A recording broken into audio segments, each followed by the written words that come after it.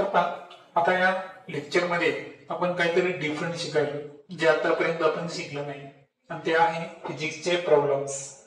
आता हे सामान्यपणे आपल्या मॅथमॅटिक्स सारखेच असतात, फक्त याच्यामध्ये मोस्ट इसेन्शियल काय माहिती का, की सर्व राशी आपल्याला SI एककामध्ये कन्वर्ट करायचे. ते कसं ते आपण समजून घेऊ. पहिला problem, if area of bottom of a tipping box is 0.25 meter square and its weight is 50 Newton, calculate pressure.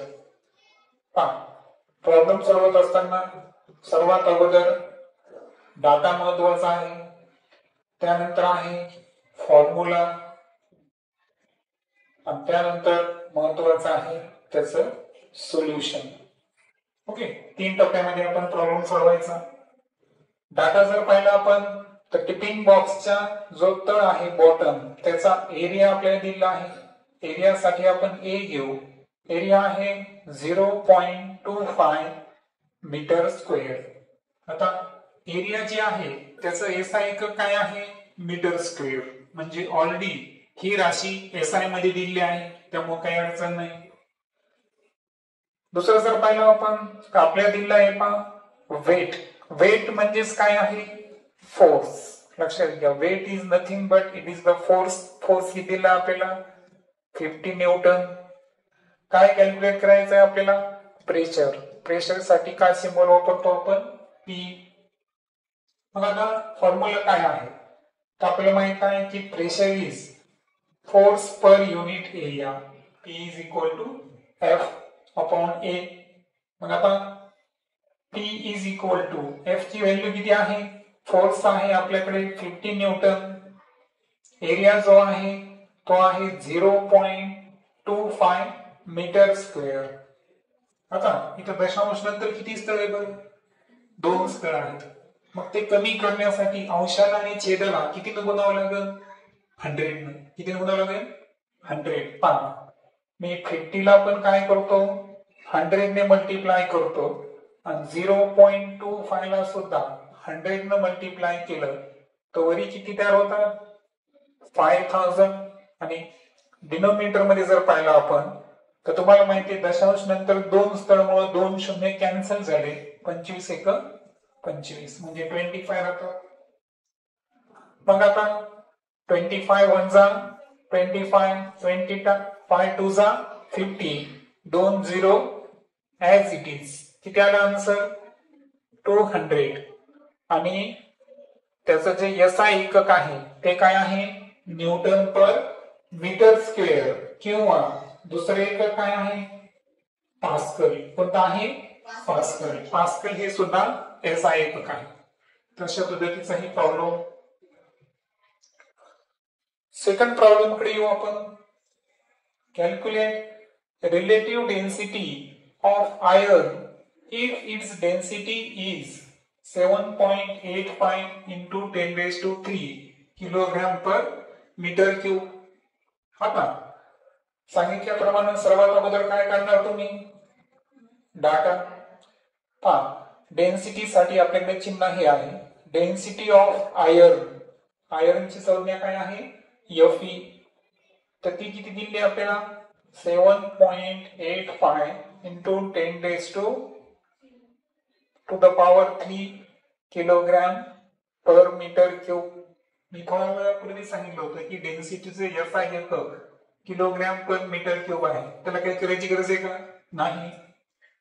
त्यानंतर डेन्सिटी ऑफ वॉटर. वॉटरची डेन्सिटी मी थोड्या वेळापूर्वी सांगितली होती, ती किती आहे, 1000 किलोग्राम पर मीटर क्यूब. हे तुम्हाला दिलेली असेल किंवा दिलेली नसेल तर तुम्हाला माहित पाहिजे, ती व्हॅल्यू फिक्स असते.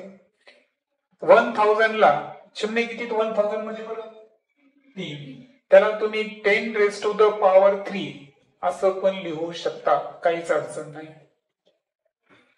त्यानंतर सेकंड स्टेप काय सांगितली मी तुम्हाला, काय माहित पाहिजे आपल्याला, फॉर्म्युला. फॉर्म्युला काय आहे, relative density is equal to density of substance upon density of water, किंवा तुम्ही इथं H2O पण लिहू शकता. म्हणून आता इथं काय सुरू होईल, सोल्युशन. इथं वाटल्यास लिहायची गरज नाही. So relative density is equal to density of substance. Substance कोण आहे आपला, आयर्न Fe, तुम्ही इथं लिहू शकता. आणि डेन्सिटी ऑफ वॉटर, वॉटरची संज्ञा काय आहे, H2O. सांगा आता Fe ची डेन्सिटी किती आहे, 7.85 इंटू 10⁻³ याचा एकक लिहायची गरज नाही. वॉटरची डेन्सिटी किती आहे, 10⁻³ आता यामध्ये कॅन्सल होण्यासारखं काय बरं, 10⁻³ जो आहे हा दोन्ही ठिकाणी काय होणार, या ठिकाणी कॅन्सल होणार. आणि देन आन्सर जे आहे ते काय येणार, 7.85. आणि सांगितलं होतं की रिलेटिव्ह डेन्सिटी हा दोन डेन्सिटीचा रेशो असल्यामुळे त्याला काय नाही, युनिट नाही. ओके, सो सिंपल आन्सर आहे. थर्ड प्रॉब्लेम कडे येऊ आपण. तिसऱ्या प्रॉब्लेम मध्ये पहा, area of tip of the screw is 0.5 millimetre square. एक स्क्रू आहे आणि त्याचा जो टिप आहे त्याचा एरिया दाखवले आपल्याला. त्यानंतर it's weight is 0.5 newton, weight पण दिलं. काय कॅल्क्युलेट करायचा, pressure on wooden plank by it. म्हणजे जर एखाद्या लाकडाच्या फळीवर तो स्क्रू जर आपण प्रेशर अप्लाय केलं तर किती प्रेशर एक्झर्ट होईल हे आपल्याला कॅल्क्युलेट करायचं आहे. सर्वात अगोदर काय करणार आपण, डाटा एरिया दिलेला आहे पहा. एरिया किती आहे, 0.5 मिलीमीटर स्क्वेअर. पण आता अडचण काय बरं, एरियाचा याचा एकक मिलीमीटर स्क्वेअर आहे का, काय आहे, मीटर स्क्वेअर आहे. मग आता मिलीमीटरचं मीटर मध्ये रूपांतर कसं करायचं, अगोदर समजून घेऊ आपण. पहा 1 मीटर म्हणजे किती असतं माहितीये तुम्हाला, 1000 मिलीमीटर. किती असतं, 1000 मिलीमीटर. म्हणजेच 1 मीटर म्हणजे 10⁻³ मिलीमीटर. चालेल. आता त्याच्या उलट जाऊ आपण. 1 मिलीमीटर म्हणजे किती मीटर, तर 1/1000 मीटर. आता 1000 ला कसं लिहू शकतो आपण, 10⁻³ आणि 10⁻³ जर वरी आला तर तो 10⁻ काय होतो, ऋण 3, बरोबर, मीटर. म्हणजे 1 मिलीमीटर म्हणजे किती मीटर हे आपल्याला फाइंड करायचं होतं. आणि फायनली आपल्या हातामध्ये एक डाटा आला आणि तो काय आहे की मिलीमीटरचं मीटर मध्ये जर रूपांतर करायचं असेल तर आपण कशाने मल्टिप्लाय करायचं, 10⁻³ पण आता इथं नेमकी अडचण काय आहे, इथं मिलीमीटर आहे का, नाही. इथं मिलीमीटरचा काय आहे सांगा, स्क्वेअर. मग आता मला सांगा 10⁻³ आहे, त्याचा पण आपल्याला काय करावं लागेल, स्क्वेअर करावं लागेल. मग आता सांगा 1 मिलीमीटर स्क्वेअर म्हणजे किती, 3 दोन्ही 6, -6चा 10⁻⁻6 मीटर स्क्वेअर.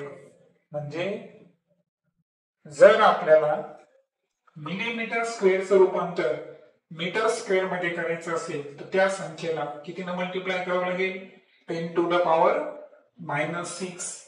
आणि म्हणून हा जो एरिया दिलेला आहे आपल्याला त्याला SI मध्ये कन्वर्ट करण्यासाठी त्याला आपल्याला कितीने मल्टिप्लाय करावं लागेल, 10⁻⁻6. आणि आता मिलीमीटर स्क्वेअरच्या ऐवजी काय लिहिणार आपण, मीटर स्क्वेअर. त्यानंतर आहे फोर्स. फोर्स कितीला आहे, 0.5 न्यूटन.